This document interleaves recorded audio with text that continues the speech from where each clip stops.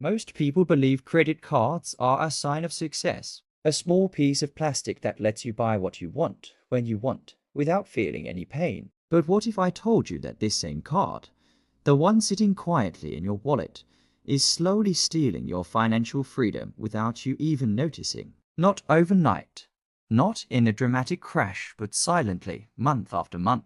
Every swipe feels harmless. Every minimum payment feels responsible. Yet behind the scenes, interest is growing, habits are changing, and your future income is already being promised to someone else. Credit cards don't make you rich. They make you comfortable living beyond your means. And comfort is the most dangerous place to be when it comes to money, because you don't feel the damage until it's already done. Today, credit cards are marketed as smart, modern, and necessary. Cashback, reward points, travel miles, it all sounds like free money. Banks tell you that as long as you are using your card responsibly, you're winning the game. But here's the uncomfortable truth. The system is not designed for your freedom, it's designed for their profit. This video is not about hating banks or saying credit cards are evil. It's about understanding how they really work, how they slowly change the way you think about spending, and why so many hardworking people stay stuck financially despite earning more every year. In the next few minutes, we'll break down the hidden psychology, the interest traps, and the long-term damage that most people only realize when it's too late. By the end of this video, you won't look at your credit card the same way again, and more importantly, you'll be able to decide whether it's helping you build freedom or quietly destroying it. At first, credit cards feel like freedom. You don't need to wait for your salary. You don't need to save. You don't even need to think twice. You swipe, tap, or click, and the problem disappears instantly. That's the illusion. Credit cards don't give you money. They give you permission to spend future income today. And that permission slowly changes how you see money. When you use cash, you feel the loss. When you use a debit card, you see your balance go down. But with a credit card, nothing seems to happen. No pain, no immediate consequence, just convenience. This is where lifestyle inflation quietly begins. Small upgrades turn into habits. Eating out feels normal. Subscriptions pile up. Gadgets become necessary. You rate not spending more. Because you rate richer, you rate spending more because it feels easier. And the danger isn't one big purchase. It's hundreds of small ones that don't feel real at the moment. Credit cards blur the line between what you can afford and what you can access. And access is not afford. The real trap is timing. You enjoy the benefit now, but the cost comes later when the excitement is gone. By then, the purchase feels old, but the payment feels heavy. Over time, this creates a cycle where your future income is already booked. You're working today to pay for yesterday's comfort. And the more normal this feels, the harder it becomes to stop. What started as convenience slowly becomes dependence. And dependence is the opposite of financial freedom. Interest is rarely explained in a way that feels dangerous. It's presented as a small percentage, a manageable fee, something you can handle later. But interest is not loud. It doesn't attack you all at once. It drains you slowly. And that's why it's so powerful. When you don't pay your full balance, interest starts working against you every single day. Not on the original amount, but on the growing total. Minimum payments are the biggest illusion here. They make you feel responsible. You paid on time. You did what was required. But minimum payments are designed to keep you in debt longer, not help you escape it. A balance that could be cleared in months turns into years.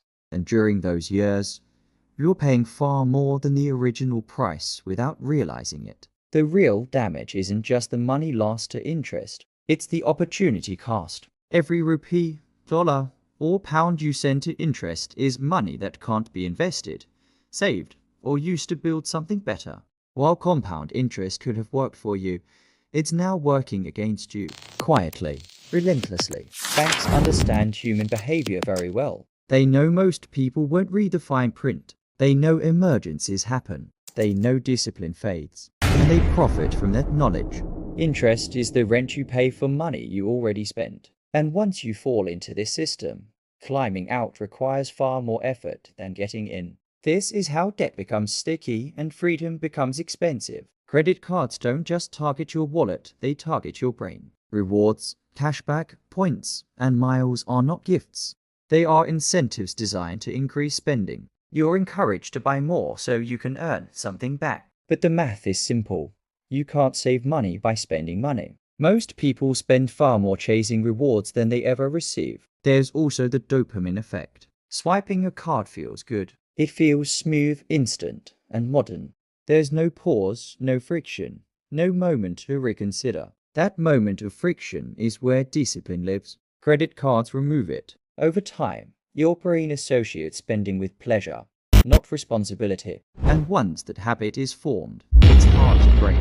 Another trap is false security. Having a high credit limit makes people feel financially safe. But a credit limit is not savings. It's borrowed money with conditions. When real emergencies come, job loss, illness, unexpected expenses, credit card debt makes everything worse. Stress increases, decisions become rushed, and panic replaces planning. Perhaps the most dangerous trap is identity. People start seeing credit cards as part of being successful or grown up. Everyone uses them. This is normal, but normal doesn't mean healthy. Many people look rich while living on borrowed money, and that image pressures others to follow the same path. Quietly, socially, psychologically, the trap tightens. Financial freedom is not about luxury. It's about choice. Choice to say no, choice to wait, choice to walk away. Debt removes those choices. When part of your income is already promised, your flexibility disappears. You can't invest properly. You can't take risks. You can't breathe easily. Debt also creates mental weight. Even when you're not thinking about it, it's there, in the background, affecting your mood, your sleep, your confidence. You start making decisions based on short-term survival instead of long-term growth, and that keeps you stuck. The tragedy is that many people earn more over time but feel poorer. Their income increases, but so does their debt. So nothing changes. They run faster but stay in the same place. Credit card debt is especially dangerous because it feels normal. It doesn't look like a crisis until it becomes one. Freedom isn't built with shortcuts. It's built with patience, discipline, and delayed gratification. Debt reverses that process. It gives you now and steals from later, and later always arrives. Credit cards are not evil, but they are not neutral either. They are tools designed inside a system built for profit. A very small percentage of people use them perfectly, paying full balances, never overspending, never slipping. But systems are not built for exceptions. They are built for averages. And the average person struggles with impulse, emotion, and pressure. Banks win because time is on their side. They don't need you to fail completely. They just need you to carry a balance. Just a little, for long enough. That's where the money is made. And that's why credit cards are pushed so aggressively. The real question is not whether credit cards are good or bad. The real question is awareness. Do you understand the game you're playing? Are you using the system intentionally, or are you reacting emotionally? Financial freedom begins the moment you stop confusing convenience with control. If something gives you pleasure now but takes freedom later, the price is too high. Real wealth is quiet. Real freedom is boring. And that's exactly why most people never reach it. Before we end, take a moment and think about this. Every swipe you make is a small decision about your future. Credit cards don't destroy financial freedom in one big moment. They do it slowly, quietly, and comfortably. They make debt feel normal and discipline feel unnecessary. And that is why so many people stay stuck for years without realizing what is holding them back. Real freedom isn't about buying more things. It's about needing fewer permissions. It's about knowing that your income belongs to you, not to interest, not to banks, and not to past purchases you barely remember. This video isn't telling you to panic or cut up your cards today. It's telling you to become aware. Awareness is where control begins. Once you truly understand how the system works, you can choose differently. You can spend with intention, not emotion. You can build a future that isn't already purely sold. Because financial freedom doesn't come from convenience, it comes from discipline, patience, and clarity. If this video made you think, opened your eyes, or challenged what you believed about money, then you will love the content we share here. On Money Uncovered, we break down uncomfortable money truths, hidden financial traps, and real-world strategies that most people never learn. So make sure to like this video, subscribe to Money Uncovered, and turn on notifications so you don't miss what really matters. And comment below, do you think credit cards help people build freedom or quietly take it away? Your answer might help someone else wake up too.